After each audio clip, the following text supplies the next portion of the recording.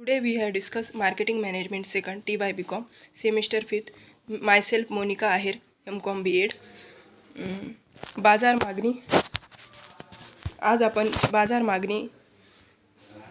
मागणी आणि विक्री अंदाज ह्या घटकावर अभ्यास करणार आहोत. मानवाला जीवन जगण्यासाठी आयुष्य सुखसोयुक्त जगण्यासाठी तसेच राहणीमान उंचावण्याच्या दृष्टीने विविध वस्तू व सेवांची वारंवार किंवा वेळोवेळी किंवा गरजेनुसार खरेदी करावी लागते.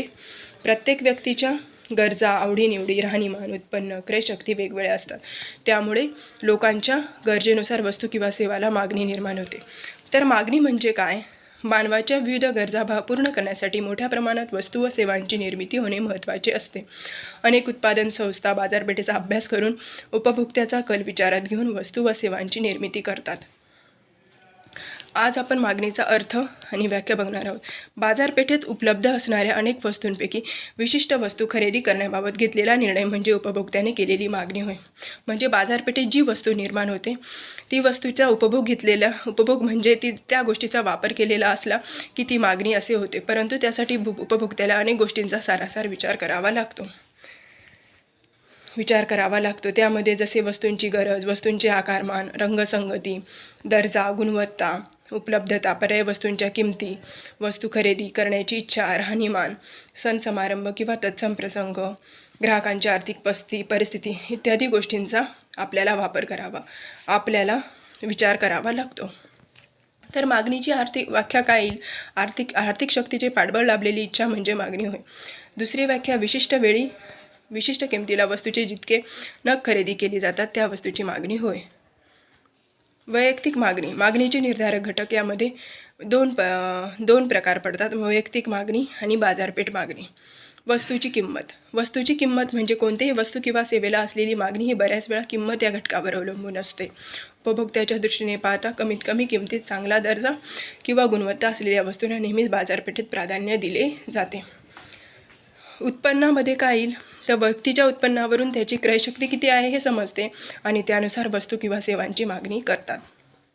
व्यक्तीचे उत्पन्न तेवढ्या जास्त प्रमाणात वस्तूंची मागणी वाढते. परंतु वस्तूचे व्यक्तीचे उत्पन्न कमी, हंगामी किंवा मर्यादित असेल तर त्या वस्तूची मागणी मर्यादित किंवा कमी असते.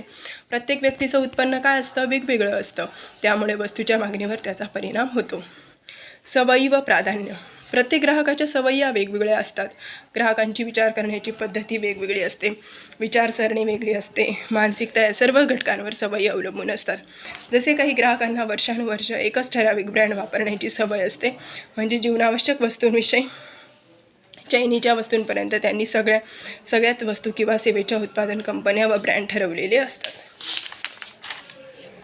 पर्यायी वस्तूंच्या किमती. त्यामध्ये आपण बघणार आहोत आधुनिक काळात ग्राहक वर्ग हा मोठ्या प्रमाणावर जागरूक झालेला असतो. ग्राहकांना घर बसल्या विविध माध्यमांद्वारे प्रत्येक वस्तू व सेवेविषयी सहज माहिती मिळते. ग्राहक हा जास्तीत जास्त चोखंदळ झालेला असतो. त्यामध्ये महत्त्वाचा घटक म्हणजे किंमत होय. त्यानुसार आपल्याला वस्तूची मागणी करतो. 5वा आहे ग्राहकांचे परिणाम.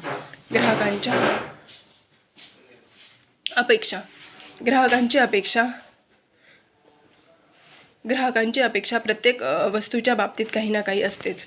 ग्राहकांची अपेक्षा पूर्ण केल्या तरच वस्तूची विशिष्ट वस्तूला त्यामुळे मागणी निर्माण होईल.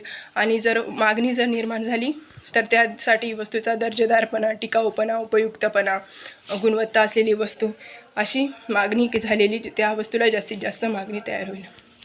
बाजारपेठ मागणीमध्ये आपण बघणार आहोत वस्तूच्या किमती. बाजारपेठ मागणीमध्ये किंमत हा घटक अत्यंत महत्त्वाचा असतो. उत्पादक कंपन्या वस्तूची निर्मिती करताना विविध खर्च करतात. त्याचबरोबर जाहिरात, विक्रेते, पुरवठादार इत्यादी मध्यस्थांचा देखील विचार करावा लागतो. त्याचबरोबरीने स्पर्धक कंपन्यांच्या वस्तूंच्या किमती, नफा या सर्वच गोष्टींचा एकत्रितपणे अभ्यास करून वस्तूच्या किमती ठरवल्या जातात. उत्पन्न व संपत्तीचे समाजाला वाटप. देशाची आर्थिक स्थिती, विकास दर, राष्ट्रीय उत्पन्न, एकूण ढोबळ उत्पादन, एकूण निव्वळ नफा, प्रॉफिटेबिलिटी इंडेक्स या सर्वच घटकांचा अभ्यास करून समाजाला उत्पन्न व संपत्तीचे वाटप कशा प्रकारे करता येईल त्याबद्दल निर्णय वेळोवेळी सरकारला घ्यावे लागतात. अशा प्रकारच्या सरकारी निर्णयामुळे मागणीवर परिणाम होऊ शकतो. थर्ड आहे समाजाच्या समान सवयी व प्राधान्य. कम्युनिटी. बाजारपेठेत उपलब्ध वस्तूंपैकी काही निवडक वस्तूंच्या बाबतीत समाजातील बहुसंख्य लोक एकच मताचे असतात. त्याविषयीच्या त्यांच्या सवयी देखील समान असतात. वर्षानुवर्ष एकाच उत्पादक कंपनीच्या वस्तू किंवा ब्रँडचा वापर करत असल्याने एकच प्रकारे लोकांचा विश्वास निर्माण झालेला असतो. लोकांचे राहणीमान. बाजारपेठेत वस्तूला असलेली मागणी ही लोकांच्या राहणीमानावर अवलंबून असते. मानवाच्या जीवनावश्यक गरजा पूर्ण झाल्यावर जीवनमान उंचावण्यासाठी प्रत्येकजण धडपड करत असतो, परंतु लोकांचं राहणीमानच समाजातील प्रत्येक वस्तूला मानसिकतेची जोडलेलं गेलेलं असतं. बऱ्याचदा लोक अनुकरण करण्याच्या किंवा तुलना करण्याच्या उद्देशाने किंवा द्वेष व मत्सरापोटी बाजारपेठेत वस्तूची मागणी करतात. या उलट श्रीमंत लोक, उच्च उत्पन्न मिळवणारे उपभोक्ते यांच्या राहणीमानानुसार जास्तीत जास्त चैनीच्या वस्तूंना मागणी करताना दिसतात. लोकसंख्या वाढ. देशाची लोकसंख्या जेवढी जास्त असते तेवढीच वस्तू किंवा सेवेला असलेली मागणी जास्त. लोकसंख्येच्या प्रमाणात उत्पादकाला वस्तू उत्पादित करून योग्य वेळी योग्य त्या बाजारपेठेत वस्तू व सेवा मुबलक प्रमाणात उपलब्ध करून द्याव्या लागतात. ग्राहकांचे प्रकार व वय. बाजारपेठेत असलेल्या वस्तूंना जी मागणी निर्माण होते त्यातील अतिशय महत्त्वाचा व परिणामकारक घटक म्हणजे ग्राहकांचे प्रकार आणि त्यांचे वय होय. भविष्यकालीन अपेक्षा. बऱ्याचदा ग्राहक हा काही वस्तूंबाबत पूर्ण समाधानी नसतो, म्हणजे त्याला वस्तू किंवा सेवेबाबत काही सुधारणा किंवा नाविन्य दरवेळी अपेक्षित असते व उत्पादक कंपनी जेव्हा जास्त त्यांच्या उत्पादनाच्या पद्धतीत बदल करते, वस्तूंमध्ये अधिक चांगल्या सुधारणा करते, वस्तूंच्या दर्जा व गुणवत्ता वाढवते, तेव्हा अशा वस्तूंना बाजारपेठेत मोठ्या प्रमाणात मागणी निर्माण होऊ शकते. कर प्रणाली व कर रचना. प्रत्येक देशाची कर रचना वेगवेगळी असते. त्याचबरोबर उत्पादित वस्तूंच्या प्रकारानुसार संबंधित वस्तूंवरील कर हा वेगवेगळा असतो. भारतात सन 2017 पूर्वी अप्रत्यक्ष करांचे अनेक प्रकार होते आणि प्रत्येक वस्तूंवर कर लावला जात असे. त्यासाठी कराचा दर GST हा कर लागू करण्यापूर्वी वस्तूचे वर्गीकरण केले आणि त्यानुसार कराचा दर निश्चित केला गेला. उदाहरणार्थ जीवनावश्यक वस्तूंसाठी 5%, कम्प्युटर किंवा प्रक्रिया केलेल्या वस्तूंवर 12%, औद्योगिक व भांडवली वस्तूंवर 18%. अशा प्रकारे आज आपण मागणीचे निर्धारक घटक आपण बघितले. विपणनामधील मागणीचे प्रकार. पहिला आहे नकारात्मक मागणी. जेव्हा एखादे उत्पादन सर्व ग्राहकांकडून मनापसंत केले जाते तेव्हा त्यास नकारात्मक मागणी असे म्हणतात. बऱ्याच वेळा उत्पादन हे योग्य आकार, किंमत व दर्जेदार यानुसार असूनही अशा वस्तू किंवा सेवांना नापसंतीचा सामना करावा लागतो, कारण लोकांना अशा वस्तू किंवा सेवांची गरज वाटत नाही. उदाहरणार्थ दातांची ट्रीटमेंट ही सेवा परवडण्यापेक्षा लोक प्रतिबंधात्मक व पारंपरिक पर्यायांचा विचार करतात. दुसरं आहे कोणतीही मागणी नाही. ज्यावेळी बाजारपेठात एखाद्या वस्तूला कोणत्याही प्रकारची मागणी केली जात नाही तेव्हा अशा वस्तूंना कोणतीही मागणी नाही असे म्हटले जाते. अनेक वेळा सरकारद्वारे बंदी घालण्यात येते. उदाहरणार्थ तंबाखू, गुटखा, तत्सम अंमली पदार्थ याला कोणतीही मागणी नाही या घटकात ते मोडतात. तिसरं आहे सुप्त मागणी. बाजारपेठेत उपलब्ध असलेल्या उत्पादनासाठी ग्राहकांच्या मनात निर्माण होणारी मागणी म्हणजे सुप्त मागणी होय. आधुनिक काळात तंत्रज्ञानाच्या मोठ्या प्रमाणावर वापर होताना दिसतो. वस्तू बाजारपेठेत उपलब्ध असूनही काही वस्तूंच्या बाबतीत ग्राहकांच्या अपेक्षा जास्त असतात.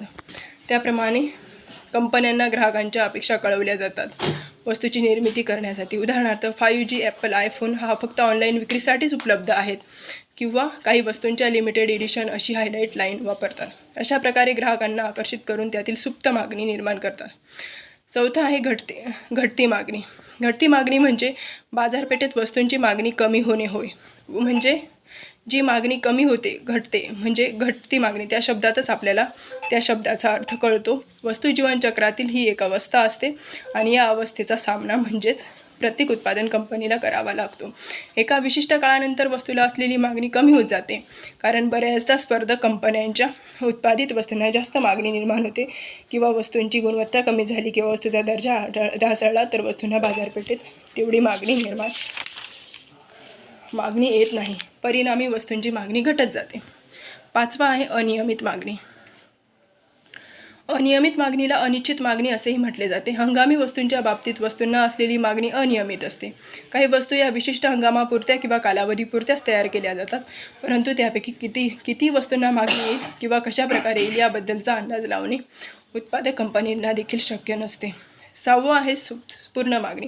बाजारपेठेत जेव्हा वस्तूंना उत्पादकाला अपेक्षेनुसार मागणी येते तेव्हा अशा मागणीला पूर्ण मागणी असे म्हणता येईल. म्हणजेच उत्पादन कंपन्याशी उत्पादित केलेल्या वस्तू व बाजारपेठेत वस्तूंना असलेली मागणी यांचे समप्रमाण असेल तेव्हा त्यास पूर्ण मागणी असे म्हटले जाते. जास्त मागणी ज्यावेळी उत्पादकाने उत्पादित केलेल्या वस्तूंपेक्षा जास्त प्रमाणात मागणी येते तेव्हा त्याला जास्त मागणी असते म्हणतात. म्हणजे आपण उत्पादित केलेल्या वस्तूंपेक्षा जास्त प्रमाणात जर मागणी असेल तर त्याला जास्त मागणी असं म्हणता येईल. म्हणजेच या प्रकारामध्ये उत्पादकांच्या अपेक्षेपेक्षा वस्तूला जास्त मागणी निर्माण होते. उदाहरणार्थ खाद्यपदार्थ, शाडू मातीची मूर्ती, गणपतीची मूर्ती इत्यादी. 8 आहे अयोग्य मागणी.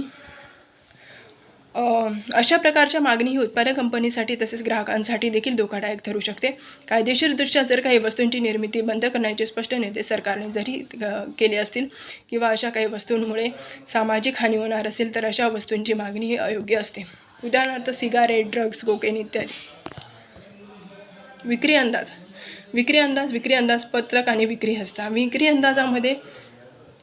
अंदाज व्यक्त करणे म्हणजे विशिष्ट कालावधीत बाजारपेठेत उपलब्ध असलेल्या वस्तूंपैकी किती प्रमाणात वस्तूंची विक्री होऊ शकते यासंबंधी वर्तवण्यात येणारे अंदाज होय. त्याची व्याख्या आपण बघणार आहोत. विक्रीविषयक अंदाज म्हणजे कंपनीच्या उत्पादनांची विशिष्ट कालावधीसाठी विशिष्ट बाजारपेठ किंवा क्षेत्रामध्ये विक्री करण्यासंबंधी व्यक्त केलेले अनुमान होय. विक्री अंदाजपत्रकाचा अर्थ. विक्री अंदाजपत्रकात आर्थिक बाजूविषयक वर्तवण्यात येणारे अंदाज किंवा तर्क असतात. एका आर्थिक वर्षात उत्पादित वस्तूंची बाजारपेठेत किती विक्री होऊ शकते आणि त्यानुसार किती नफा प्राप्त होऊ शकतो याविषयी आर्थिक अंदाज मांडला जातो.